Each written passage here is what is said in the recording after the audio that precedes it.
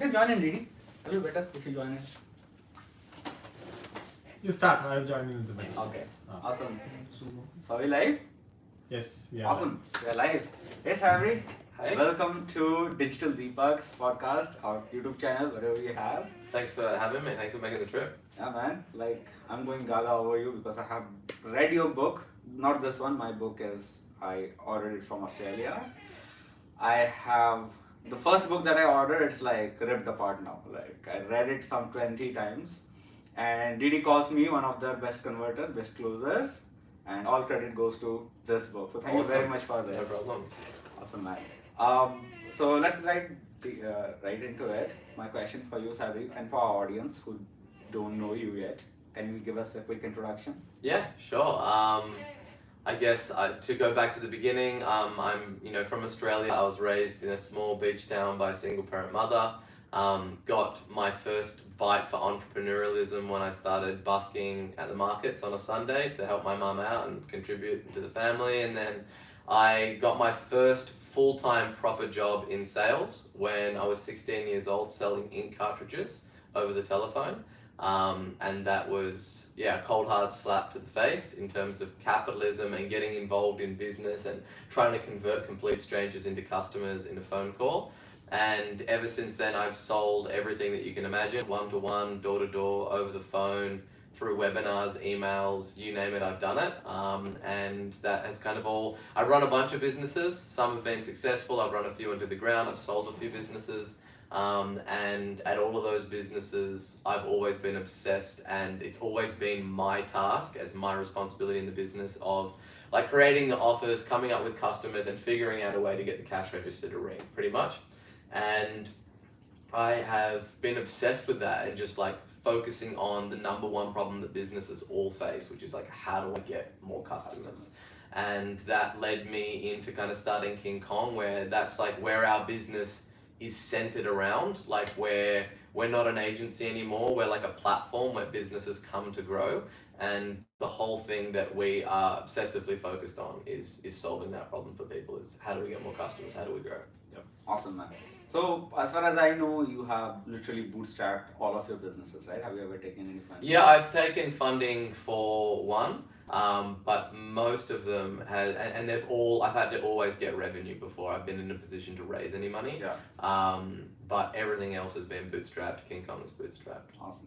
And you're a big promoter of bootstrap businesses, am I correct? Yeah, like I just think that like there's, it's not that I'm like really opposed to venture capital, but I'm, I guess, opposed to the idea of you need to ignore like the fundamental laws of gravity in business, which is like, I need to go out there and sell stuff. Yeah. And at the end of the day, after selling stuff and paying for everything, there needs to be enough money in the bank to then pay for everybody else, right? And you need to have those basic economics kind of dialed in, because that's the problem that I solve for like 99.99% of my clients. Like they don't have the liberty to go in the hole for 18 months or 5 years or 10 years and not make any money, because they've got, venture capital guys that are pouring money at them. It's sad to see people are willing to go into losses to capture the market, which doesn't make sense. I mean, if you're not no, look, I wouldn't say that it doesn't make sense. I think that it makes a lot of sense, but it's not a vehicle that's available for a lot of businesses, right? And even if you look at like the smartest venture capitalists in the world, like they hit like a home run like 1 out of 20, 1 out of 30, 1 out of 40 times, right? So even with these huge lines of capital, it's like they still can't make the unit economics stack up. Yeah. Right? So that my job is to create a scientific customer acquisition model where the customers pay, they're the venture capitalists, the marketplace. We go out there and raise money every day from prospects to then further solve their problems and grow our business. And that's just where I'm focused on. It's not that I'm like really opposed to the idea of venture capital. I think it definitely has its time and place. If you're in a market and there's a window of opportunity and you can go out there and you can smother that market with money and you can buy up all the customers and suck the oxygen out of the room, there's definitely a place to do that, and there's businesses that warrant that. But for 99.99% of businesses that are in the world, like you have a look at the percentage of those that are venture backed, right? So it's, yeah, our whole thing is, you know, my mission is to help as many people as possible solve all of their money problems, right? And I think a business is the best vehicle to do that. And I have to work in the confines of them not having unlimited bank accounts to pay for customer acquisition. Yeah. But don't you think it makes sense when it makes sense to raise money, you know, when you have figured out the unit economics, like you mentioned, like you know how much you're spending to get the customer and how much you are getting out of a customer, and if it is profitable both ends, it makes sense to. It does. Sometimes I guess their argument is if they wait and see those things and the market will be captured, right? So the way that a lot of them think about it is that, like, we are betting that the unit economics will back out, and then they build their models based on what the churn rate is, what the repeat buy is, what the payback period is going to be, and then they come up with a model that obviously gets venture capitalists to give them money, and they're bought in on, if we get this to back out, then it will make money then. And as I said, that works 1 out of 20, 1 out of 30, 1 out of 40 times. And if those numbers still make sense, but the reason that it has such a low success rate is because the unit economics don't back out and they don't make sense, and the payback period and the CAC is way higher than the LTV. Absolutely. And then they run out of money. Yeah, that's true. And something that I learned in your book, but by the way, before I go ahead, I have a crazy question to ask. The things that you have mentioned in your book are insane. What's wrong with you? You have given this treasure trove of information literally for free. What's your logic behind that? And the things that you have mentioned in your book, people charge very, very high ticket to teach. Yeah. And a training and a course or whatever. So what came inside you to feel like, oh hey, let me just put all of this, my knowledge, into one single thing and just spread it across the world? Because that's how I came in contact with you. Yeah, and I guess like the testament of like you finding my book and then it helping you and providing a disproportionate amount of value to you is in itself exactly what the goal of the book is, right? So, you know, the idea with the book was to basically give away what people charge $100,000 for in their masterminds. And the whole reason behind that is like, one, I know the stress that a lack of money can put on a household, and I know how many people are out there like are struggling financially, and I grew up in a household where that was the case, right? So like for me to provide value to you or someone else that's around the world, and for my material to be able to materially change their life and solve that problem for them. And still on the upside of that is that I'm a firm believer that, you know, there's a lot of people throw out like, you know, who can afford to spend the most to acquire a customer is the one that wins, right? And the lens that I look at it through is that, you know, the market will pay you in direct proportion to the amount of value that you provide to it. And if you provide more value than other people can in their $100,000 masterminds or their $30,000 courses or $20,000 courses in a book, then I'm just going to get a lion's share of that value of the people that then come back to me, right? That then want the next thing or want more help, right? But I was really conscious when I put the book together is I did not want it to be a thinly veiled pitch for other services, and that's why there is no pitch in it. Yeah, right. I agree with that. There's not like here buy this course or buy this mastermind. It's just if my goal is you take this, you go and you grow your business to $1 million a year, you get a crazy amount of value of it. And then, and only then, hopefully I've given you so much value that will open up to a more mutually beneficial relationship down the road. But if it doesn't, that is completely cool, as long as it helps as many people as possible. Building that goodwill in the market, like. Well, it doesn't cost you any extra. Right? So it's like, if I can impact, you know, hundreds of thousands of people all around the world through my book, and I can still make the unit economics stack up where enough of those people will come and work with us and will want more help to solve the problem. Like, I've just created so much more good karma in the world and so much like good energy and goodwill, and I'm helping so many people regardless of whether or not we work together, like that can go out there and help them solve the problem. Absolutely, man. This is crazy. That's what you also teach in the book as well, right? Creating that high value content offer that can go ahead and smash the market while everyone else is taking over all the 3% of the market. And you create this HVCO and just take in the early stage customers, bringing it to you. That's pretty much what you're doing yourself. Yeah, it's just about like being unselfish in your approach. Yeah. Like people like in business are just like they're so close guarded and they're so selfish and they really want to keep all the secrets to themselves. And it's like, for what?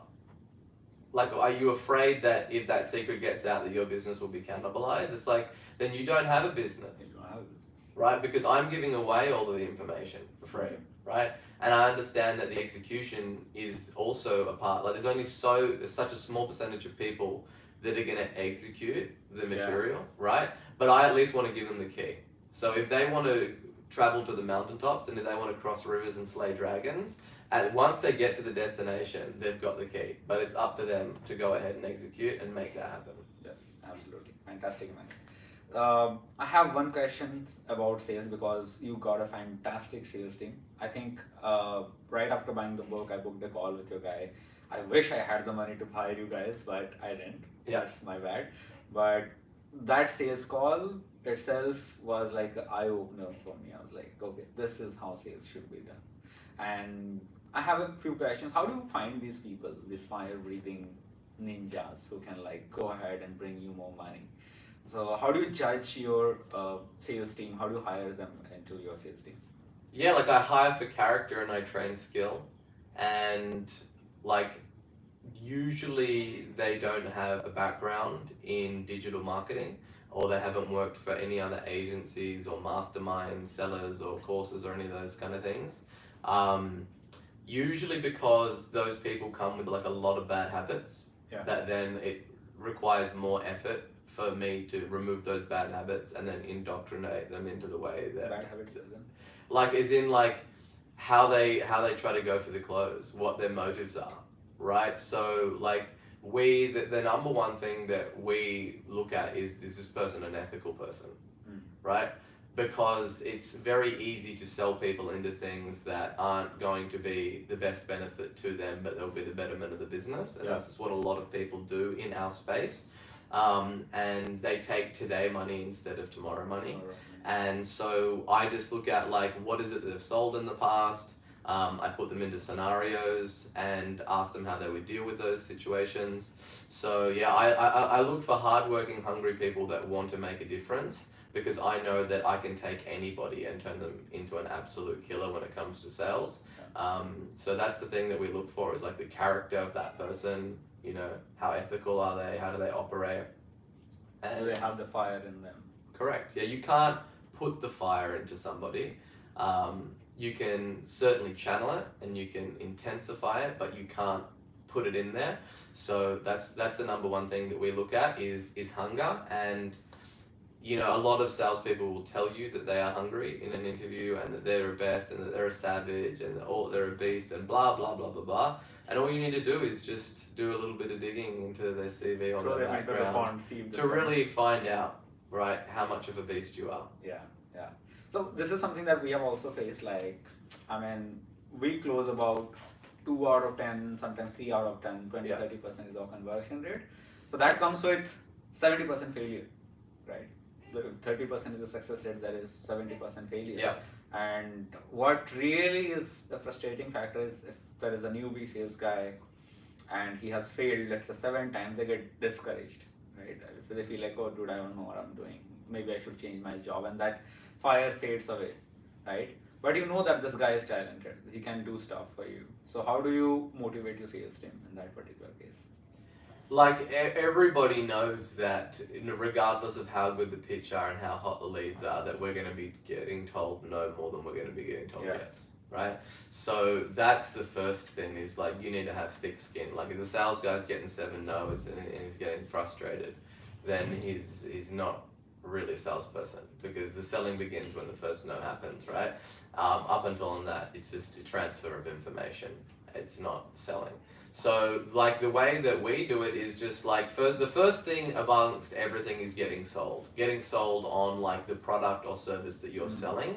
and understanding all of the different alternatives that are available in the marketplace, and being sold that every prospect that you speak to, if they match the criteria and they are a fit, that then it is your moral obligation to help them solve this problem. And a lot of the time that they are going to be getting in the way of themselves to help them solve that. So it's like you need to take control of that situation a lot of the time and help them make that decision, because even when it's a decision that is good for them, they're still going to get in their own way, because people hate to make decisions, right? Yeah, Whether it's a $10 book or it's $100,000 partnership, people still weigh it in the same way. They still really don't want to make that decision.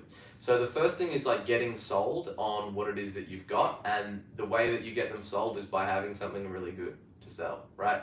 Most people are like, how can I sell this thing that I have, rather than how can I make the best product that I have, right? So I believe that every single business owner in the world should have my book, right? And that's why I market it so aggressively, because it's my moral obligation to get it into as many hands as people as possible, so I can save them years of heartache and all of the losses that come along with that. It's the same thing when you've got a service. Like, you have to be very, very sold and have a lot of conviction in the product or service that you've got, and the only way that you can do that is to spend a lot of time on making something that really is transformational and really, really helps people. And then you can, show your sales team those results and the life-changing things that you're doing. So when they get on the phone with the prospect, and that prospect has a lot of conviction that whatever it is that you're talking about is something that they've seen or heard about before, or they have tried something that is exactly the same as what you are offering in their eyes, and they haven't gotten the outcome that they have, that's when the salesperson is met with more conviction on the other side of that conversation, and that's why they get a lot of no's, right? Then, so it's about like the level of conviction that you can convey into your sales team and you can instill in them. And you do that by first creating a product that actually works, that you actually get the results. I have a follow-up question to that. So, yeah, it makes sense when the product is freaking great, it's the best for the prospect and everything. But, you as a business owner knows that the product that you create, it also keeps on iterating, right? It keeps on evolving as the times go. So, your product is never the best version of itself. Am I correct? Yeah, it's not that it's not about being the best version of itself. It's about providing a transformation.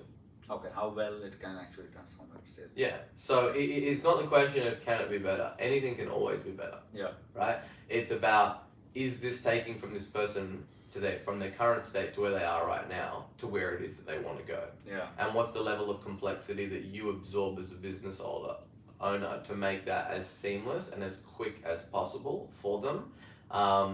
And so that's really what it's about. And if your sales team can see that you're doing that, when they get objections on the phone call and they get a slap in the face and they get the no, or I'm not sure this is going to work, they have so much conviction that it is going to work that people can feel like a sales call is just a transfer of energy, right? Exactly. So if you don't have the energy, if you don't have the conviction, and if you don't have high levels of conviction, you will always find it very difficult to sell. Absolutely. And that conviction comes when you yourself are sold. Like, you would pay the same amount for the same product that you're selling to the customer for. It's when you would pay like 10 to 100 times. Yeah. Yes. Yeah. So do you know what I mean? Like, that's why it's like with our book and the offer and the value that we give, it's like, I know that I am getting the short end of the stick. Yeah. And that should always be the case with whatever it is that you're offering. It should just be like, this is so much more valuable than what I'm charging for you. Because what does that do? That immediately changes everything, the way that you talk about it, the level of conviction that you have on those phone calls. So when they say, oh, this is a lot of money, it's like, what do you mean it's a lot of money? Yeah. Like, I'm really, like, I don't even really comprehend that it is that you're saying that. Right? And I'm not talking about being competitive in that sales process, but it's more so that the belief that instills within yourself, that because they have conviction that whatever it is that you're selling, that it is a lot of money. Yeah. But you need to have 5 to 10 times that level of conviction that it is really a pittance to the value that they'll be receiving. Yeah. Man. So before I move into the last question, I have one final question regarding you. Yeah. You talk a lot about personal growth. In fact, the first chapter itself in the book, you talk about how you should be managing your time, and because your time is worth way more than everything else. Because I've seen that King's Audit worksheet. I think you have shared it somewhere. Yeah. So how do you manage your time? Like, what's your routine look like as an entrepreneur? Yeah, look, it definitely, it's changed from, you go through like chapters and seasons with business. For me, I have 3 children, I have 3 young girls, so that definitely puts an even more importance on time and how you audit the time. And I really just, in terms of what my day looks like at the moment, I wake up between 4 and 5 in the morning, I'll go work out, I'll get to the office. I have all my meetings on a Monday and a Friday, and then on Tuesday, Wednesday, Thursday, I do all my deep work and focus on growing the business. And it's about just constantly policing yourself and upgrading like the hours that you put in, the value that they provide for the business. And then I do all my sauna and cold plunges and all of that kind of stuff in the evenings. And for me, it's just about removing any and all wastage and trying not to focus on shallow work and things that keep me busy but don't move the business forward. And you graduate, from when you have no employees and you're doing everything yourself, and then you focus, solely on the sales, and then it's, you're focusing on bringing people into your organization, and you're thinking about vision and where you're going to be 5-10 years out from where you are right now.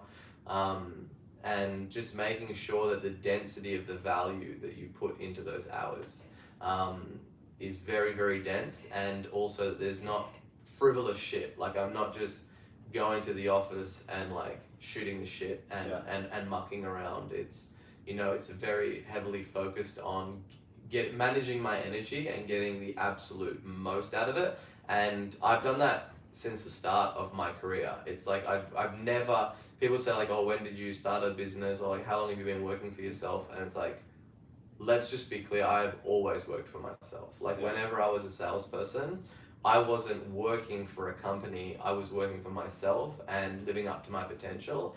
And I would go in there and just sell at level 10 and, accomplish more than most people would in, a 10-hour shift in 2 hours, because of like, I wasn't there watching the clock. I was there like giving the absolute all that I had to every single sales call that I was on. Yeah, that level 10 salesperson that you talk about. But it's very difficult to find those people, like people who would give that. They don't exist out there. It's not about like, you don't just, that's the biggest challenge that I see with business owners. Like, they're always like, once you solve the customer problem, they're like, I can't find any talented people, right? Yeah. And it's just like people that say like Facebook or Google ads don't work, right? And it's like, no. They work, you just need to have like the right funnel, and you need to have the right offer, and you need to have the right economics in your business to make them work. So instead of saying that there's no great people out there, which is you surrendering to control, like you're surrendering the control to something outside of yourself that you don't control, like there's no shortage of great salespeople in the world, right? So the question then becomes is, what is the type of company that a great salesperson would want to work for? Yeah, be right? that type of company. And then be that type of company, so then those people do want to come to you. And don't expect them to come to you in their finished form. Like, they're going to come to you as a Carrera piece of marble that you then need to carve out and train to get to where it is that you want to be. And the thing, and you need to be serving, like, first of all, you need to be selling a great product. There needs to be great incentives for them. There needs to be good leadership and a culture that it is that they want to be around. Yeah. Right? The culture. Because if it's just the commission structure, there's always going to be a company out there that wants to take those people from you because they don't have the systems or the product to train these people, and they will pay them more commission, right? Yeah.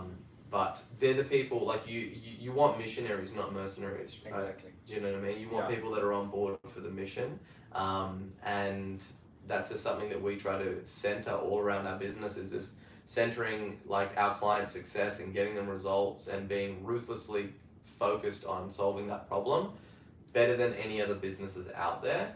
So that it's like in order for them to go and look and at selling something else is just like they know that they're going to be selling a subpar product compared to what they've got right now. Yeah, because that's what we say here. Like our CEO, he keeps telling this. You don't always sell to your customers. You also sell to your team. You sell the culture, and you also sell to your investors the vision. And if that culture is not embedded in somebody's heart, you probably lose that that employee who would be a great. Yeah, like I talk about in my book, like everything is sales, right? So like that's why sales is just a fundamental skill that everybody has, because it's like whether you're selling, you know, a book to a prospect in the newsfeed on Facebook, or a prospect or a customer into becoming an agency client, or it doesn't matter what it is that you're selling them, right? Outside of being an actual in the trenches, hands-on seller of goods or services, a merchant, so to speak, you're selling, you know, which restaurant to go to with your partner. You're selling your children to do something. You're selling your vision to a team member to join the company. You're selling them then, and the selling doesn't stop. It's not like the sale doesn't stop once the transaction is made. It's a continuous thing that you need to do, and then you need to sell the vision and where it is that your company is going to keep employees and team members engaged and like on board for that ride, or when the grass inevitably looks greener on the other side, is like how is your ability to effectively communicate where it is that you're going as a company, right? If you're going to check into a hotel or a flight and you want business class, or you want the suite, whatever it is that you want, it all comes down to your ability to sell. And that's why it's like if you have a look at most of the things when it comes down to the success in business, if you really boil it down to its first principles, it's the ability of that company and its leadership team to effectively communicate to other people within the organization. Whether it's communicate to the marketplace and prospects the value of what it is that you've got, keeping clients sold with going through, you know, all of the challenges that it takes to grow a business even once you've delivered your service, and selling your team when they're speaking to a client exactly how to speak to them, where we're going, all of those kind of things. Like it never ever stops, right? So that's why that's just the area that I think that everyone needs to fundamentally master, because it pays you dividends in every area of your life, and those dividends they compound over time, right? Whatever you invest right now into learning how to effectively communicate, like that's going to better your relationship with your partner, with your children, with your family, with your team, with everybody that you come to terms with. If you can effectively communicate better than other people, then you're going to have a much better life all round. Absolutely. And, you know, I see people just obsessively focused on shiny objects that have like a really short half-life. Like, oh, like let me like focus obsessively on TikTok and videos that go viral, or this certain kind of chatbot funnel, when it's like you know for certain pretty much that like you're not going to be using those skills, you know, in 2 years time, let alone in 10 years. But you're going to always be using your ability to communicate. Absolutely, 100% there. Cool, man. So I have one final question to ask. This is something that we ask to all of our guests. You see, every single successful business has a lot of dead bodies behind, like a lot of failures. You know, they have to pass through that. In fact, you mentioned like how burned a lot of businesses to go around. I would like to ask, what are your top 3 biggest failures, if you can like share some of them? There's just too many to name, right? It's like the whole way it works, like with, you know, being quote unquote successful or running a successful business, is like it's like a feedback loop, and it's like you're gonna make like lots of mistakes like continuously, and I still make lots of mistakes, and you're basically just feeding your brain, which is the AI, like the inputs of like, you know, this is a 0 and this is a 1, and it's like your brain is just like a big information crunching machine that's going to take all of those learnings and assess those failures, and then look at what you're going to take into that next thing. And most people just focus on the wins, and the one thing that they don't ever usually do, very, very rarely have I seen, is like a post-mortem on their failures. And that's something that I really try to do, and I encourage like my managers to do in my company. It's like, you know, it's easy, for instance, for you to hire someone and then go, okay, this person didn't work out, and then start running more ads and getting people in and interviewing more people, rather than actually doing a diagnosis on, well, I thought that person was right at the time, Yeah. and they didn't work out to be right. Mm. Why do I feel that they didn't turn out to be right? So rather than just moving on to the next thing, is to do a full like post-mortem on whatever Understand. failure is, right?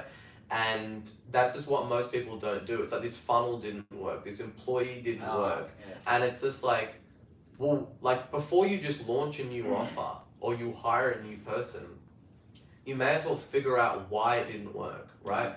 And this is something that like I've had to really focus on in my entrepreneurial journey, is just like slowing down in those failures, because you learn more from the failures than you do for the wins. Yeah.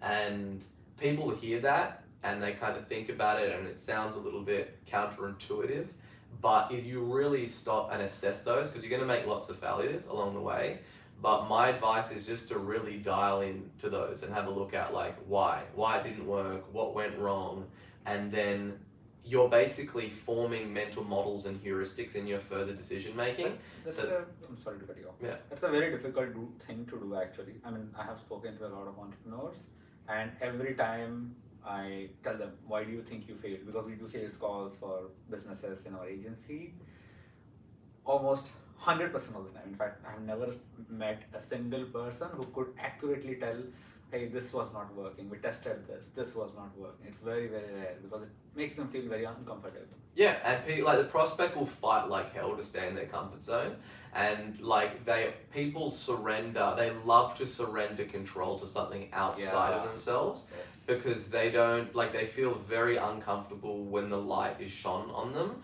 and they're forced to look internally or look in the mirror and see any blemishes. And that's why it's like if you speak to someone and they've done 5 courses online or they've hired 3 agencies and they're like this is like this agency shit and this person screwed me over and this course was crap and this funnel didn't work, it's like run from those people as fast as you possibly can. Yeah. Because you can bet that you'll be the next body in line for them, Yeah. right? And it's like it's just those characteristics of people that aren't willing to take ownership over the current situation, and they believe that their lack of success in a certain situation is due to some lack of resources on somebody else's behalf rather than their abilities. So one of the things that I just try to practice is just extreme ownership of like, if I have a bad sales month, if my team is resigning, if I'm unable to retain clients, that is not that manager's fault. That's my fault, right? It's because I'm the person that's hired. This is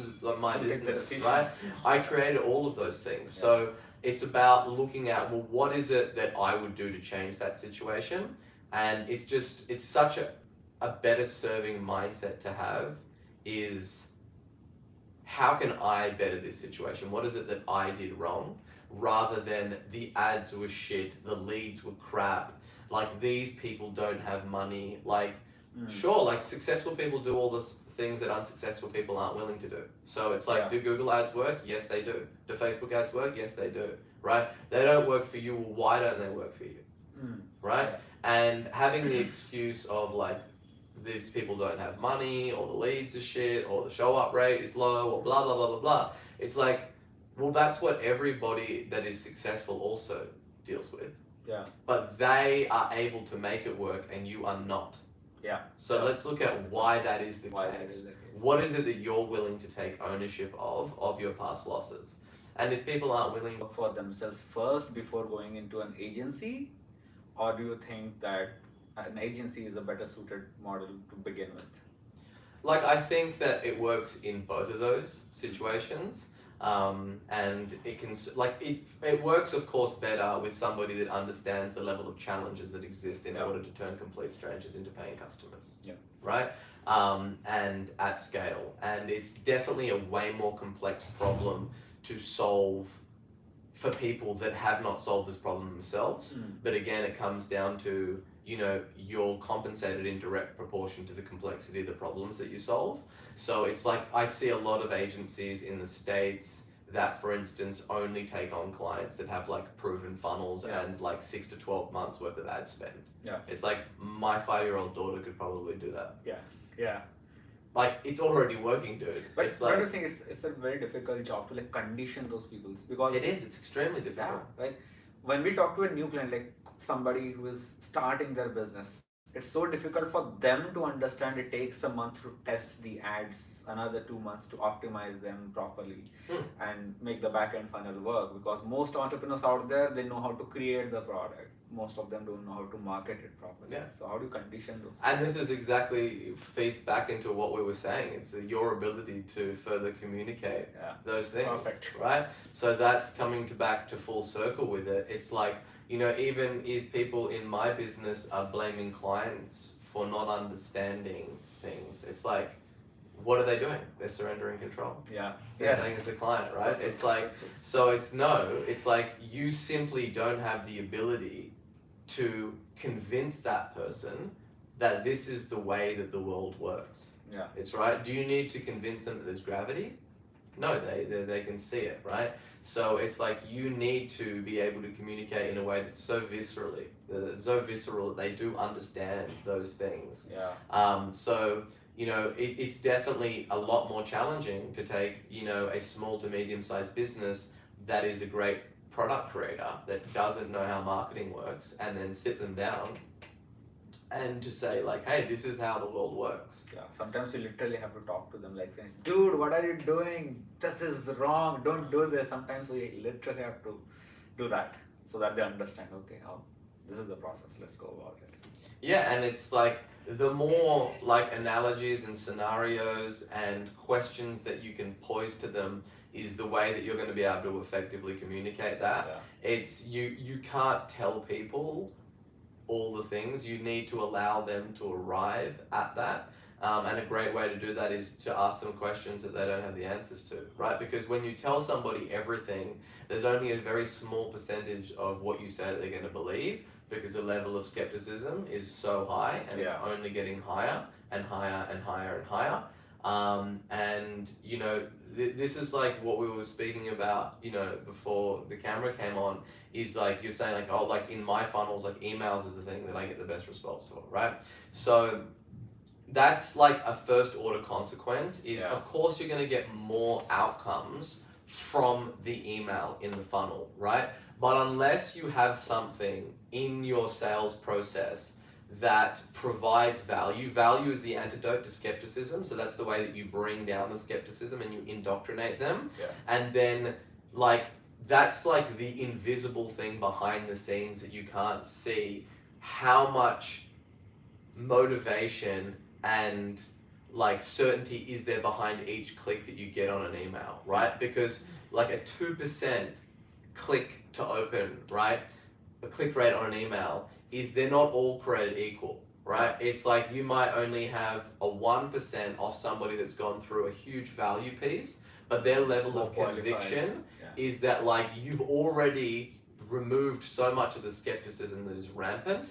So like this is just an issue that I see with funnel hackers and people that are obsessed with digital marketing, is that like, you know, everybody's funnel hacking everybody's funnels and all of these things, and they're all like trying to optimize each step of the funnel, and they're looking at the open rates and all other things, but they very rarely look at the entire throughput and like the net cash that is collected from a funnel, because there's always ways that you can influence in metrics, like in funnel metrics and certain technicalities, but if you just zoom out, right, and understand that the market is so skeptical, and the only way to overcome that skepticism is to provide those people with value, to prove to them that looking at your funnel, it's like as simple as a book, sometimes a free report, then get into my email list. Your emails are so entertaining with value that people are like, oh, Sabri is my bro, like it's like we know each other. Yeah. Because today morning it didn't feel like I didn't know you. We were meeting for the first time. It felt like, oh hey, I know you. Hey, you traveled to Arab, like became Sheikh Sabri, came here, right? So I think that personality combined with value, that's something that, you know, reduces the skepticism and increases the trust that, you know, that helps with conversions. Yeah, you've got to, because more people are running ads. The news feed is getting stunk up by all these people putting ads out there. There's people that have done other people's courses and think that they're now in a position to teach other people, and from the prospect's shoes, like they don't see the bottom of the iceberg. Like they just looking at it on the surface level, and they're judging you based on like you might be really sold, right? On like, hey, like I know that person's just brand new, or they're rehashing this other person's content, and they can't see like the years that are spent in the trenches to forge that level of mastery, right? So then if they don't see that, then how is it that you're able to not only compete but dominate these other people, right? And you can't just make claims, right? Like there's no depth to that, and it's just like the hyperbole and people putting in like more buzzwords and more intense direct response and trying to come up with these crazy offers and stuff. And it's like it comes to a time where it's like ultimately like the market is going to be a weighing scale, and people are going to see like the results that you provide, and the only way that you can show them is to provide them some results in advance to prove that your stuff works, right? Otherwise you just find yourself on these sales calls constantly like jumping around as they're throwing peanuts at you and saying dance monkey and trying to answer all these objections, and then you still get to the end of it and they're like, yeah, we're going to think about it. The other way is just prevent those objections early on, like show them the results. Correct. Yes. Yeah. Awesome, man. Last question. I'm sorry I have spoken this last question so many times. This is final question. You have seen us, like I told you about our business, our agency, our edtech. From what you have gathered, what do you think should be our best approach, like when it comes to agency? Because you have been doing that for a long time. Yeah. And you know, when you are acquiring a B2B client, right? What should be our approach? Because so far we have been doing it through most of the time word of mouth and by our own connection, because we go out and meet a lot of people. Yeah.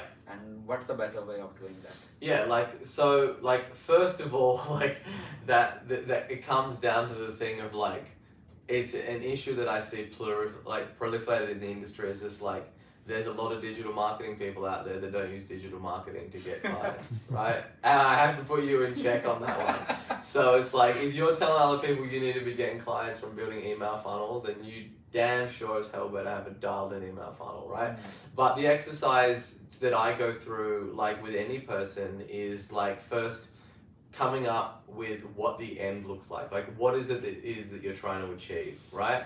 And if it's a small to medium sized business, the exercise is like not what is it you want your life to look like, because it's such a big esoteric question to unpack. It's more like what does the dream day look like for you, right? Like what time would you be waking up, who would you be working with, what time would you be having lunch, what would you be doing, and mapping out exactly what that dream day looks like, and then building a lot, and then figuring out how much money that you would need in order to make that happen, and then designing a business that supports that goal, right? So it's like, for instance, for like the agency, like what is it that you guys ultimately want to be doing?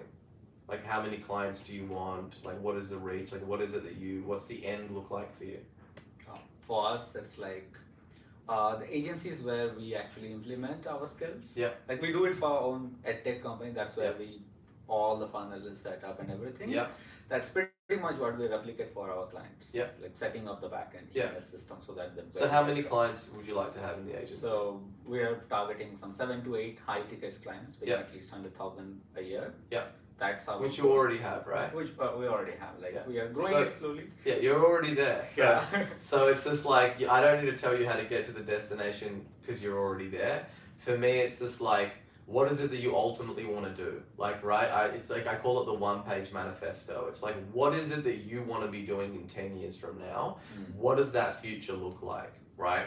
And explaining it so viscerally that you can smell what the air smells like there, and then going, okay, this is what the target, this is what it looks like in terms of numbers, and then just backing out into there. So if you're like, you know, I want to get 100 agency clients, then it's just like, okay, well, let's figure out how to do that. Let's like look at the unit economics, let's stack up everything, like how many calls, okay, you said 20% close rate, right? And then you just work out this is how many strategy sessions that we need to be getting a month, this is how many clients, this is what the churn would be, this is what the new ones would look like. And then not like, most people, first of all, will never do that. They just start with a goal and just hope they blindfold themselves and hope that they appear there. But then once you do have that target, is most people like use the carrot and not the stick, where it's like I like to think about, okay, that's the goal, that's the big sexy thing that we're trying to go out there and make it happen. What happens if we don't hit that, right? And think about like, what are the repercussions for not hitting your potential, right? And then thinking about the pain and thinking about like the person, like if you were, I always talk about if I was to meet future Sabri, right? And or like and that future Sabri was like some washed up dude that was never being able to go and hit his goals, I want right? to meet that guy. And how disappointed I would be to meet that person that wasn't able to do that, and to know that like he wasn't able to do that because he didn't have the skills and the discipline and the beliefs that is required in order to go and get those things. And then I think about like all of the ways that like my children would look at me and my family, and the waste in opportunity and potential in that downside, right? And what character traits that unsuccessful person that wasn't willing to do that other version of me that's walking out there somewhere. And I just think about like that feeling that gives me, right? That And terrifying feeling. yeah, and it's like it's at the intersection of like that pain of like what it would be like not to hit that, and then the pleasure of being out there, go out there and make it happen. And it's like it's right in the center where those two meet that sets your soul on fire. And you're That's like, what we do in a sales call, dude. Like that, you're basically selling yourself your own future right now. because everything is sales. Yeah. So it's This is exactly what we do in sales call. Like, what are you missing out on? And if you hit your goal, what do you like to look yeah, but do you do that to yourself? Not me. Oh. He doesn't. Yeah, well, He doesn't. even if you're working for somebody. Yeah, I should. It's do like that. that doesn't matter. Like we said before, like you're still working for yourself, right? So it's like if you're going to be working at this company, it's just like, how do I be worth like 100 times more than what this person is paying me? Yeah. Right? And just thinking about that and thinking about what it is that you want to be doing, because it's like your impact is not like limited by you only running a business. You can be, in a vehicle that is somebody else's business that you can still have crazy impact on. And like a lot of people do that on sales calls, but they don't do that in their own life. And that's the very first thing before you do anything, before you get up and you go to work or you start a business or you hire somebody, is that you need to be sold completely on what it is that you're doing. Otherwise, you're going to lack that level of conviction to be able to let that pass down to everything that you do every day. Exactly. That's powerful, man. Thanks very much for Awesome, coming no in today. problems. Thanks for having me on. Yes, awesome. Thanks to YouTubes. Yes.